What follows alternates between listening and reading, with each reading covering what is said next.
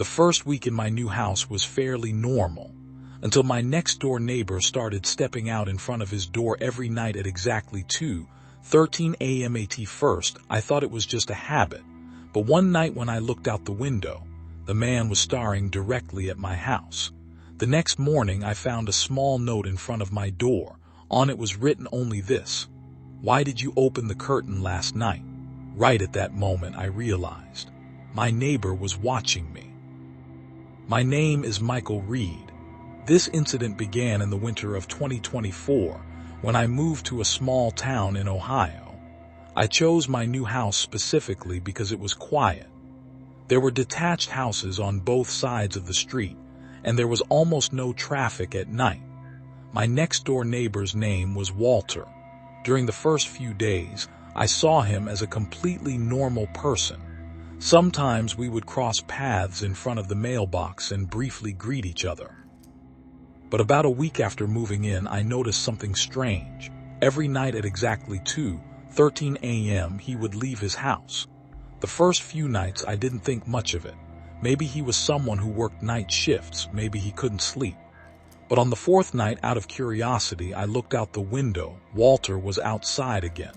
This time he didn't have a phone in his hand. His car wasn't running either.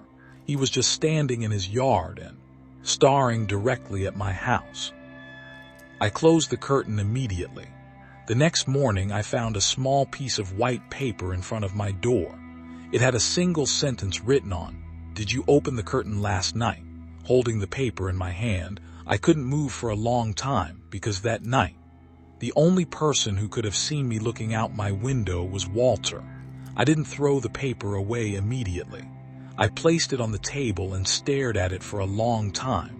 Then I went outside and looked at Walter's house. His curtains were completely drawn. His car was in the garage. Everything seemed normal. As I left for work that day, I tried to convince myself that it was just a bad joke.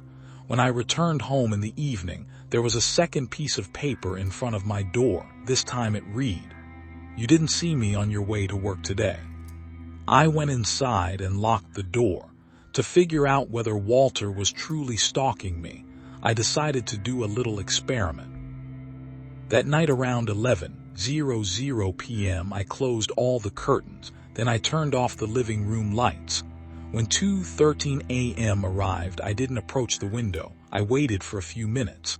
Then I heard a soft noise from outside. It sounded as if one of the small pebbles in my yard had moved. I turned on my phone's flashlight and pointed it at the window. There was no one in the yard, but on the grass, there were wet footprints stretching toward the back door of my house. I stared at the footprints for a few seconds. They went all the way to the back door, but they stopped right in front of the door. There were no footprints of anyone going inside. Only right in front of the door were two deep imprints in the mud. That night before going to sleep, I rechecked the lock on the back door. Then I turned off all the lights and got into bed. When 2:13 a.m. arrived, the same sound came from outside again. This time it was clearer. I heard the small metal fence in the yard opening. Creak, then a few footsteps, then silence. I picked up my phone just as I was about to call the police. A text message arrived on my screen. The sender was an unknown number. Look out the window. A few seconds later, a second message arrived. I wasn't the one who woke you up this time. The moment I read the message, I heard a very soft sound from the end of the hallway. A door had closed inside my house. Following the sound in the hallway, I remained motionless in my bed for a few seconds. I knew I was alone in the house. At least I thought I was. I turned on my phone's flashlight and slowly got out of bed. When I stepped into the hallway, I couldn't see anything. The kitchen, the living room, the bathroom, they were all empty. Then I looked at the back door. It was locked. Just as I was about to feel relieved, I noticed something small on the floor. A key that didn't belong on the kitchen table was lying on the floor. It wasn't one of my keys. It had a small label on it, 214. My phone vibrated again. This time the message was from Walter. "Michael, are you inside your house?" It was the first time he had ever texted me. Before I could reply, a new message arrived. "Do not open the door," followed by, because I just saw someone inside your house." My blood ran cold. I immediately texted Walter back. "Where are you?" His reply came a few seconds later. "I'm in my own house." Then a third message. "And the person who entered your house is not me," right at that second. A very faint footstep came from the upstairs hallway. Tap, tap, and the sound began coming down the stairs. Hearing the footsteps coming down the stairs, I froze in place. Tap, tap. The sounds were slowly coming down. I turned off my phone's flashlight. I waited in the dark. Finally, a shadow appeared at the top of the stairs. But after a few seconds, I realized it wasn't a human. The old door leading up to the attic had opened on its own. The air coming from inside was slightly moving the curtains in the hallway. Right then, a new message came from Walter. "Check the attic." I texted him. "Why?" His reply came immediately. "Because the previous homeowner wanted me to keep it locked." I slowly walked up the stairs. When I opened the door, inside were old boxes, furniture, and a few cardboard containers. But there were fresh shoe prints on the floor. The tracks led to a large box in the back of the room. The lid of the box was open. Inside were dozens of photographs. Most of the photos belonged to my house. However, it was the dates on the photographs that truly terrified me. Some had been taken months before I ever moved in.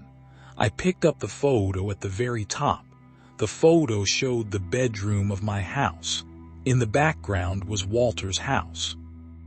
On the back of the photo, a single sentence was written. The first person who lived in this house noticed the exact same thing. Right at that moment, Walter's voice came from downstairs.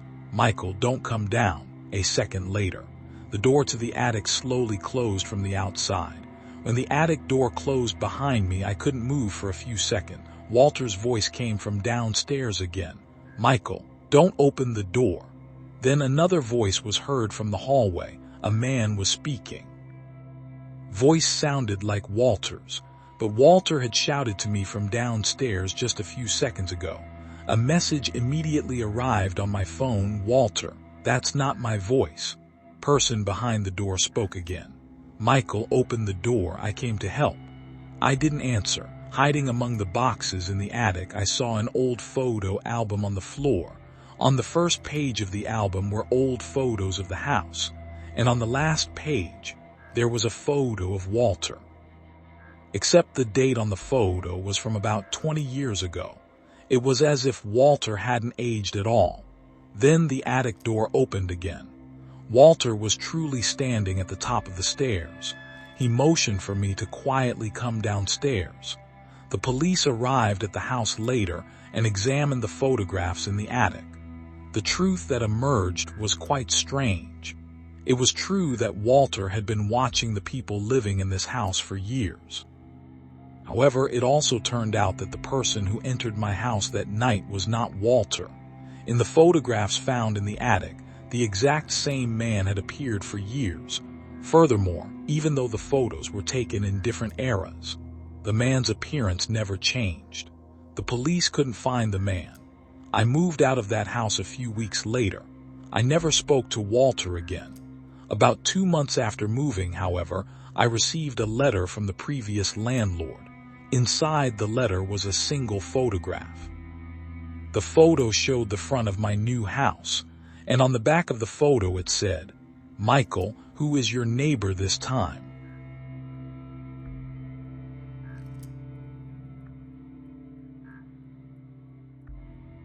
Everyone in my new neighborhood knew their neighbor, everyone, except for one person. The old man living in the house at the end of the street almost never came outside. Yet every night at exactly 3:30 a.m., all the lights in his house would turn on at the exact same time. One night, giving in to my curiosity, I looked out the window. Hanging in the window of the man's house were photographs of my house. The next morning, I found an envelope in front of my door. Inside was a single photograph. The photo was taken while I was sleeping, and on the back it merely said, "Now I know you. My name is Daniel Parker." This incident began when I moved to a quiet neighborhood just outside Detroit, Michigan. When I first arrived on the street, everyone seemed to know one another. Children played outside in the evenings, and neighbors chatted beside their cars. However, at the very end of the street stood an old, two-story house. No one truly knew the man who lived there. Nobody in the neighborhood even knew his name. The man was hardly ever seen during the day, yet every night at exactly 3:30 a.m. all the lights in his house would turn on simultaneously. For the first few nights I thought it was a coincidence. Then one night I couldn't sleep. As it approached 3:30 a.m. I looked out the window. All the lights in the man's house turned on at once, and in the upstairs bedroom window, I saw photographs hanging on the wall. At first, I couldn't make out what they were. Then I recognized my own house in one of the photos. Another photo showed my car, and in another, I was standing in front of my bedroom window. The next morning, I found a white envelope in front of my door. A single photograph came out from inside. The photo had been taken while I was asleep. When I turned the photograph over, it was written on the back, "Now I know you." I held the photo in my hand for a long time. My first thought was that someone had broken into my house. Yet there were no signs of forced entry on the doors or windows. Even stranger was the angle from which the photo was taken. The camera was not looking from the outside. It was looking from inside my bedroom. I wanted to call the police immediately. However, I first looked back at the house at the end of the street. The upstairs window was still dark. I didn't sleep that night. A few minutes before 3:30 a.m., I turned off the lights and completely closed the curtain. When 3:30 a.m. arrived, all the lights in the house at the end of the street turned on at the exact same time once again. Except this time, there were no photographs in the upstairs window. There was a person. The man was standing in front of the window, staring directly at my house. My phone vibrated.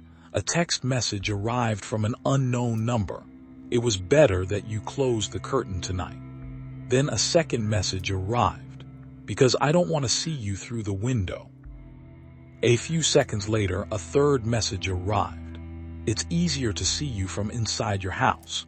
After reading the message, I set my phone on the table. I was now certain this was no simple joke. I thought there might be a camera in my house and began searching every room, the bedroom, the living room, the kitchen, the bathroom. I couldn't find anything. However, when I stood by the window in the bedroom, I looked toward the house at the end of the street. The old man was still standing at the window, and in his hand, he held my photograph. He brought the photograph close to his face. Then he slowly stepped away from the window. A few seconds later, a new message arrived on my phone. "You saw that photo, didn't you?" I didn't answer. The second message, "If you're curious, there are more," followed by the third message, "Look in your garage." My heart began to beat rapidly. I didn't want to go to the garage. Yet a few minutes later, I went downstairs and opened the garage door. On the windshield of my car sat a small envelope. Inside were 5 photographs. In the first photo, I was leaving for work. In the second, I was stepping out of the grocery store. In the third, I was talking with my friend. In the fourth, I was standing in front of my house. And in the fifth photo, I was standing inside the garage. I looked at the date the photo was taken, 1 day prior. Yet I hadn't opened the garage at all that day. I looked at the photo once more. Then I looked around the inside of the garage. My car was there. The doors were locked. However, the face of the person standing behind the car in the photo caught my attention. It was the man from the end of the street. I took the photo and immediately went back inside the house. A new message arrived on my phone. "Did you like the photos?" This time I replied. "What do you want from me?" The reply came a few seconds later. "I just want to know my neighbor," followed by, "But you don't want to know me." I called the police that night. The officers arrived and examined the photographs. Then they checked the exterior of my house. They found no signs of entry. However, one of the officers noticed a small door at the back of the garage. I had never seen that door before. The lock on the door was old when they opened it. A narrow passage stretching toward the house at the end of the street revealed itself. The passage looked as if it hadn't been used for years. Yet there were fresh shoe prints on the ground, and the tracks led directly to the man's house. We went to the very end of the passage together with the police. The passage led us directly to the back of the house at the end of the street. The door was unlocked. One of the officers opened the door and stepped inside. The house was completely dark, yet a faint light was coming from the upper floor. We climbed up the stairs. When we opened the bedroom door, we saw hundreds of photographs on the walls. All of them belonged to the neighbors. However, there were far more photographs of me than anyone else. As one of the officers investigated the photos, he found an old notebook on the desk. Written in the notebook were the names and daily habits of the people living on the street. For example, Daniel leaves for work at, goes to the market on Fridays. On the last page beneath my name there was a new note, tonight at 03:30. The officer closed the notebook. Right at that second, all the lights in the house went out. In the pitch dark, we heard a door close on the lower floor. The officers turned on their flashlights and ran downstairs. Yet there was no one in the house. The old man had vanished. On the kitchen table, a piece of paper had been left behind. A single sentence was written on the paper: "Your real neighbor is still in his own house." After the police left the house, I decided to spend the night elsewhere as well. When I returned in the morning, the door of the house at the end of the street was open. The police had sealed the house that night. Yet now a new photograph sat beside the door. My house was visible in the picture, and written on the back of the photo, "You searched the wrong house." Police continued the investigation and learned a few days later that the house had belonged to another family a long time ago. The old man's identity was never definitively established. The strangest part happened after this. The night before I moved out of the house, I looked out at the street at 3:30 am. The house at the end of the street was dark. However, this time, all the lights in my house turned on at the exact same time. I was certain I had turned off the lights.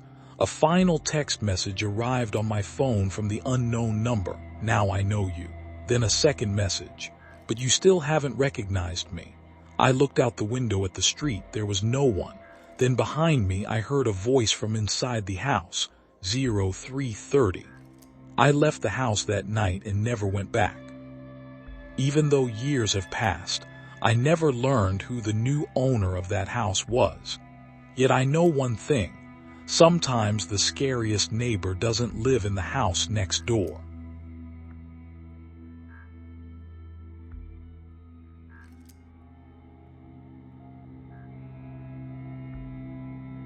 The first week I moved into my new apartment, my upstairs neighbor knocked on my door every night at the exact same time, 1:47 am. Every time I opened the door, the hallway was empty. At first I thought it was a prank, until one night a small piece of paper was slid under the door. Written on it was only this: "I heard your voice." Problem was, nobody had spoken inside my house that night. My name is Ryan Mitchell. This incident began when I was living in an old apartment building outside Philadelphia, Pennsylvania. The building I moved into was quite old. The walls were thin, and especially at night, noises constantly came from the upstairs apartment. I had no idea who my upstairs neighbor was. I had only seen him once. He was a quiet, middle-aged man. Yet for the entire first week after I moved in, my door was knocked on every single night at exactly 1:47 am. Knock, knock, knock. The first night I opened the door, the hallway was empty. The second night, the exact same thing happened. The third night, I didn't open the door. A few seconds later, a small piece of paper slid under the door. It read, "I heard your voice." I was alone at home that night. The television was off. I wasn't listening to music. I hadn't even spoken on the phone. I was sitting quietly in my bed. I set the paper on the table right at that second. 3 knocking sounds came from the floor above. Tap, tap, tap. Then a message arrived on my phone from an unknown number: "Don't open the door tonight." After seeing the message, I put my phone on silent. 1:47 am was approaching. This time I didn't go near the door. At exactly 1:47 am, knock, knock, Knock. My door was knocked on again. For a few seconds, no sound came. Then another piece of paper slid under the door, written on the paper, "It's good that you didn't open it this time." As I picked up the paper, I heard a heavy object crash to the floor from the upper story. Bam! Then footsteps began, except this time the sound wasn't coming from above. It was coming from inside my hallway, steps slowly passing in front of my bedroom, stopped right before my door. A new message arrived on my phone, "Don't look out the window," followed by a second message, "Because this time you will see him." After reading the message, I tried not to look at the window. Yet the footsteps in the hallway still continued, tap, tap, tap. Then it suddenly stopped. My home became completely silent. A few seconds later, I saw my doorknob slowly turn downward. Someone was trying to open my door from the outside. I quietly backed away. A new message arrived on my phone, "Don't check the lock," followed by, "He has already checked your lock." As I read this message, the doorknob moved once more, then it stopped. A few seconds passed. No paper came from under the door this time. Instead, a key slid inside. My apartment number was written on the key. I didn't touch the key. From the upper story, a very loud noise suddenly echoed, bam, then following that noise a man screamed, "Ryan, stay away from the window." The voice was my upstairs neighbor's voice. I didn't look at the window. Clutching my phone tightly, I waited in my bedroom. The footsteps in the hallway were still right in front of my door. Then, my door was knocked on 3 times. Knock, knock, knock. Following that, I heard a man's voice. "Ryan." The voice sounded familiar to me. It was the voice of my neighbor who lived upstairs. Yet a message immediately arrived on my phone, "Don't answer him." I stayed silent. The voice on the other side of the door spoke again. "Ryan, it's me. Open the door." A few seconds later, the voice changed. This time, it was my own voice. "Ryan, open the door." Messaging app on my phone opened again. A new message, "You can look at the window now." I slowly peeked through the side of the curtain at the street. The lights of the building across were visible. Yet the moment I saw my own reflection in the window glass, I noticed a shadow standing behind me.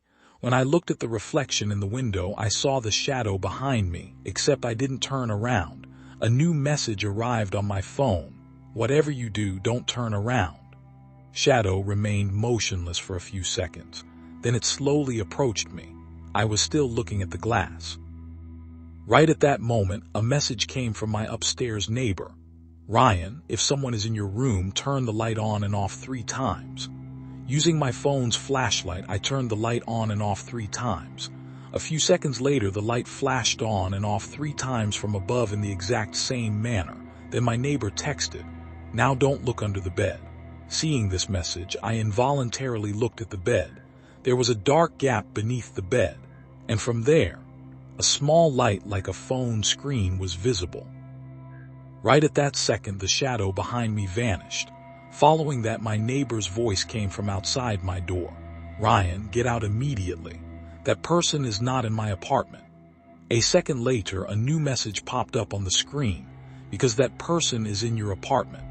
The moment I saw the message, I looked back at the light under the bed. The light was still there, except now it was moving, as if someone was slowly turning their phone toward me. I backed away.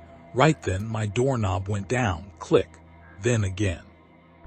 Click. My upstairs neighbor's voice came from outside. "Ryan, listen to me. Don't open the door." I called the police. "They will be here in a few minutes." I didn't answer. The light under the bed suddenly went out. Then a voice came from behind the bedroom door. "Ryan." This time the voice was very close, yet no one was visible behind the door. A final message arrived on my phone. "Open the door now." I looked at the sender's details. It was my upstairs neighbor's number. Immediately after, another message arrived from the exact same number. I didn't send that message. Doorknob moved once more. Instead of approaching the door, I moved toward the window. The lights of police vehicles were visible outside. A few minutes later, officers entered the apartment. The house was thoroughly searched. No one was found. However, in the bedroom beneath the bed, they found a small phone. On the screen of the phone was a live feed of my home, and inside the recordings were hours of footage. The oldest recording belonged to 3 days before I moved in. The police began investigating the phone found under the bed. Inside the phone were hundreds of videos belonging to my home. Some were recorded at night. Others belonged to times when I wasn't at home. Yet what was strangest, in the phone's memory, there was also footage of my upstairs neighbor. The police thought he had entered my home. However, my neighbor was able to prove he had been in his own apartment all night. Later, the technical data of the phone was analyzed. The camera feeds were being transmitted from another device inside my apartment. The police found a tiny camera system hidden inside the wall. Thus, it was revealed that my home had been under surveillance for months before. Yet who had installed the cameras was never determined. The strangest detail emerged later. There was a video in the phone found under the bed. The date the video was recorded belonged to a week before I moved into that apartment. My empty bedroom was visible in the video. The camera slowly turned toward the door. Then a man appeared at the edge of the frame. The man approached the camera and held a piece of paper up to the lens without showing his face. Written on the paper, "Knock on the door at 0147. When the police showed me that video, I immediately noticed one thing. The voice of the man holding the paper could be heard at the end of the video, and that voice was my upstairs neighbor's voice. Yet my neighbor never confessed to doing this. A few weeks later, I moved out of that building. On my first night in my new house, an unknown text message arrived on my phone at 1:47 a.m. Who is upstairs this time? After reading the message, I stared at the screen for a long time. Then 3 knocking sounds came from the floor above. Tap, tap, tap.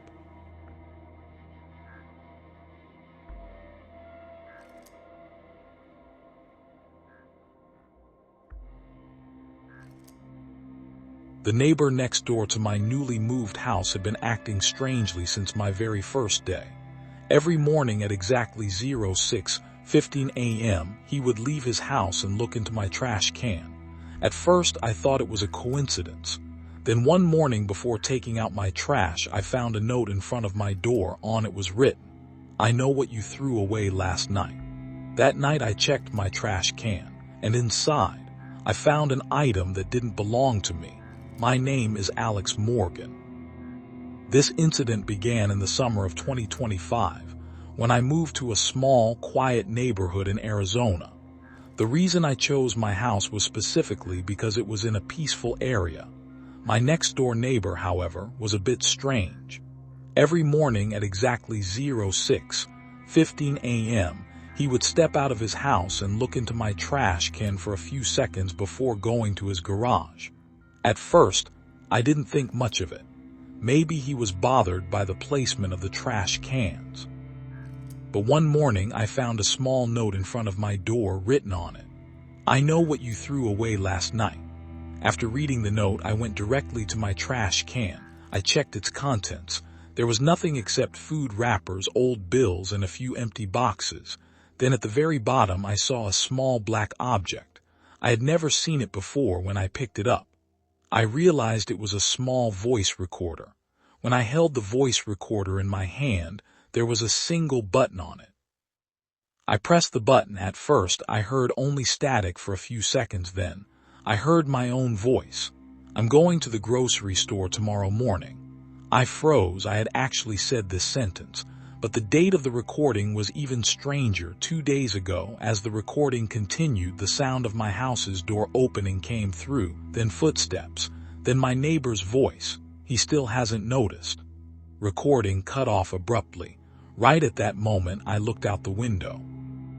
My next-door neighbor was standing in front of his garage. He had a phone in his hand. He was staring directly at my house. A message arrived on my phone from an unknown number. "I know you found the device." A few seconds later, a second message. "Now put it back in its place." I didn't put the device back. I put it in my pocket and left the house. Instead of walking toward my neighbor's house, I got into my car and drove to a nearby cafe. There, I listened to all the audio files on the device again. Among the recordings, one sound caught my attention. It was very faint in the background. I heard the door to my bedroom opening, then a man whispered, "It's 06:15 a.m. The recording ended right at that second. A new message arrived on my phone. "Alex, go back to your house." I didn't write back. A few minutes later, another message came, "Because your neighbor is no longer in his house." After this message, I called the police. I returned to my house together with the officers. The door was locked. When we stepped inside, everything looked normal except on the kitchen table. There was a photograph of me taken inside the house. In the photo, I was shown sleeping in the morning, and written on the back was this: "You thought you were the only one watching your neighbor." The moment I saw the photograph, I showed it to the police officer. He asked where the photograph was taken. I, however, knew only one thing: this was my bedroom. The officers began checking every corner of the house. A few minutes later, behind the bedroom closet, they found a tiny camera. There were hundreds of images stored in the camera's memory, except the images didn't belong only to me. My next-door neighbor had also been filmed. There were images showing him inside his house, in his yard, and even sleeping at night. The police officer looked at me and said, "Alex, it seems your neighbor was being watched too." In that moment, everything changed. All this time, I thought he was stalking me, when in reality, someone was watching us both. Right at that second, a new message arrived on my phone: "Unknown number. You finally understood." Followed by a second message: "Now look at your neighbor's house." I approached the window and looked at my neighbor's house. All the curtains of the house were drawn, except the garage door was open. Inside, a man was standing, and in that man's hand was the key to my house. I looked closely at the man inside the garage. I couldn't make out his face. One of the police officers immediately ran outside and headed toward the neighbor's house. A few minutes later, a voice came through his radio: "The house is empty." Man in the garage had vanished. However, they found a small bag on the floor. Inside the bag were dozens of keys. On each key, a different house number was written, and on the key at the very top was my house number. The police began investigating how the key was obtained. Meanwhile, a new message arrived on my phone: "Did they find the key?" Followed by, "Because the actual key is still with you." I checked my pocket. My house key was indeed in my pocket, but then I realized the key found by the police had my house number on it, but its shape was completely different from my key. Right at that moment, my next-door neighbor appeared. Before saying anything to the police, he looked at me and said, "He finally found you too." "Who?" My neighbor didn't answer. He simply pointed to the wall of his house. Behind the wall was a hidden passage. The passage led to an old service tunnel that connected several houses in the neighborhood. My neighbor believed that for years, someone had been using this tunnel to break into houses, and that man was still in the neighborhood. After my neighbor's words, the police decided to check the tunnel. The tunnel was old and looked as if it hadn't been used for years. The numbers of the houses in the neighborhood were written on the walls. After advancing for a while, one of the officers found a small camera on the ground. The camera was still working. Beside it were dozens of memory cards. The daily lives of the people living in the neighborhood were recorded inside the cards, except one of the recent recordings was particularly striking. In the footage was the interior of my house. The person holding the camera stood in front of my bedroom door, and after a few seconds, set the camera against the wall. Then he turned his face toward the camera. The police paused the video. The man's face wasn't clear, yet seeing his clothes, my neighbor went silent. "That's my son's jacket." Police learned that the neighbor's son had gone missing years ago. Since that day, no one knew where he was. However, the recordings found in the tunnel suggested he was still coming to the neighborhood to watch people. The police searched for him for weeks. They couldn't find him. As for me, I moved out of that neighborhood. Months later, my former neighbor called me. He told me only this: Alex, I looked into your trash can at 06:15 a.m. again today. I was surprised. What do you mean? There was a brief silence then. I don't live in that neighborhood anymore. Phone line disconnected. Ever since that day, I think twice before looking outside my house in the morning, because sometimes you don't need a bad neighbor to knock on your door to be afraid of him. Sometimes it's enough for him to know what you threw in your trash.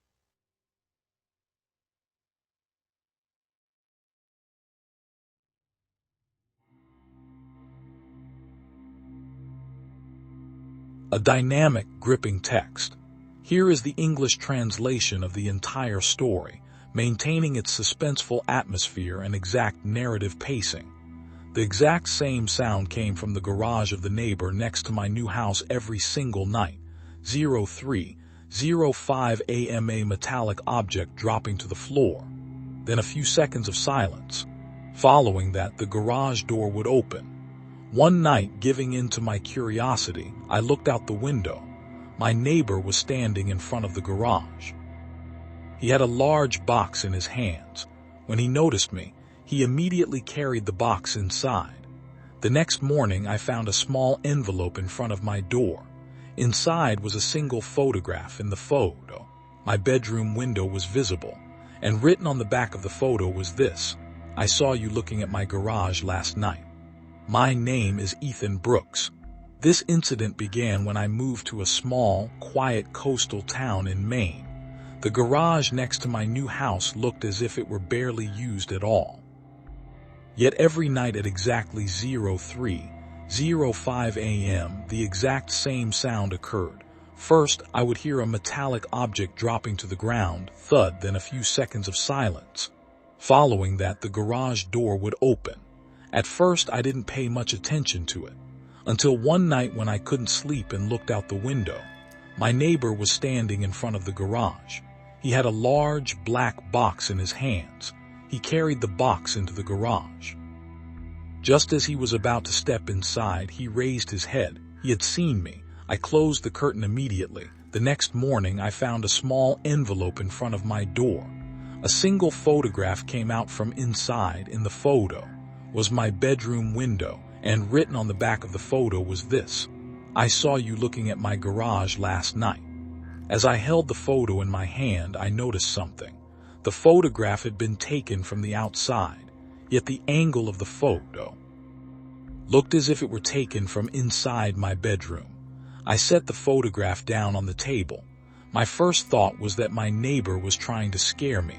However, when I examined the photo again, a terrible feeling welled up inside me. The curtain in front of my window was drawn open in the photo. Yet I remembered closing the curtain that night. Even stranger, in the bottom right corner of the photo, the reflection of the lamp inside my house was visible. This meant the photo might not have been taken from the outside, but from the inside. I checked my bedroom immediately. Next to the window, I found a small black device. It looked like a tiny camera. The second I picked it up, a message arrived on my phone. "Didn't take you long to find it," followed by, "But I wasn't the one who placed that camera." A second later, a third message: "Look at my garage again." I didn't step near the window. Yet a few minutes later, the exact same sound came from outside again. Thud, then the garage door opened. This time, I heard someone shouting from inside the garage. After the shout coming from the garage, I didn't know what to do for a few seconds. Then the sound came again. This time it was clearer. "Help me." I grabbed my phone and called the police. I didn't leave the house until the police arrived. About 10 minutes later, the sounds of vehicles came from outside. 2 police officers spoke with me first, then headed toward my neighbor's garage. The garage door was open. There was no one inside. However, the large black box was sitting on the floor, and inside the box were old cameras, phones, and dozens of memory cards. One of the officers accessed one of the cards. On the screen were feeds of the houses in the neighborhood. My house was there too, except in the final video, we noticed something different. The camera was showing my bedroom. We looked at the date stamp on the footage that night. meaning while I was inside my house, someone was recording me from within. The officer paused the video. In the background of the recording, a small door was visible. I didn't even know that door existed in my house. The police officers returned to my house. When we located the door, there was a narrow crawl space behind it. Inside the space lay an old service passage opening up to the garage. Looking inside the service passage, I thought it hadn't been used in years. Yet there were fresh shoe prints on the ground. The officers began inspecting the passage with flashlights. The passage led directly into a small room at the back of the neighbor's garage. In the room, several monitors were lined up along the wall. On all of the monitors, the houses in the neighborhood were visible. In some, people's kitchens were shown. In others, their bedrooms. While the officers tried to determine where the cameras were being controlled from, I noticed a notebook sitting on the desk. Written in the notebook were the neighbors' names and house numbers. Beside my name, there was a note. Just arrived. Doesn't know about the passage yet. Second I read this sentence, we heard the metal door slam shut behind us. Bam! The officers turned around instantly. Footsteps were coming from the other end of the passage. Someone was running. The officers went after him. I remained in the room. A few seconds later, one of the monitors on the desk turned on by itself. On the screen, my bedroom was visible. Except the footage wasn't live. A timestamp was written beside the camera feed. Tomorrow, 03:05 am. Then a sentence appeared on the screen. What you saw tonight is only the beginning. Moment I saw the text on the screen, I pulled out my phone. The time was 02:51 am, meaning there were only 14 minutes left until 03:05 am. The officers were still on the other side of the passage. I kept staring at the monitor. The feed was showing my bedroom. Except this time, someone stood in front of the camera. I couldn't see his face. The man stepped closer to the camera and held a small piece of paper up to the lens. Written on the paper, "Look out the window." I didn't look out the window. Right at that second, one of the officers returned to the room. "We need to get out of here," he said. I pointed to the image on the monitor. The officer looked at the screen. However, the screen was now black. Then we heard the garage door opening from a distance. The police officers led me out of the house. The next morning, the neighbor's garage was completely empty. There were no boxes, there were no monitors. We couldn't even find the entrance to the service passage. It was as if everything we had seen that night had never existed at all. Yet when I returned to my house, I found a small envelope beside my bedroom window. Inside was a photograph. In the photo, I was shown getting into the police car that night. And written on the back was a single sentence. "You can no longer see the garage, but I can still see you." Never saw my neighbor again after that night. The police checked his house several times but couldn't find a single trace. The garage was completely bare as well. I decided to move to another house. The day before moving, I was checking through my belongings one last time in the basement of my old house. Behind the wall, I noticed a small wooden panel. When I removed the panel, there was an old camera cable inside. The cable ran through the wall and went into the neighbor's garage, except that garage was empty now. At the end of the cable, I found a small memory card. There was only a single video on the card. I opened the video. The footage started from my very first day moving into the house. Then the days rapidly shifted. I was entering the house, going to work, sleeping. There were even moments when I was looking out the window at the street at night. At the end of the video, the footage paused. A timestamp appeared on the screen. Tomorrow, 03:05 am. Then the camera slowly panned in another direction. This time my house was not in the feed. The new house I had moved into was visible. In the final second of the video, someone stood in front of my door. I couldn't see his face. However, I recognized the box in his hands. It was the black box I had seen in my neighbor's garage. The screen went dark.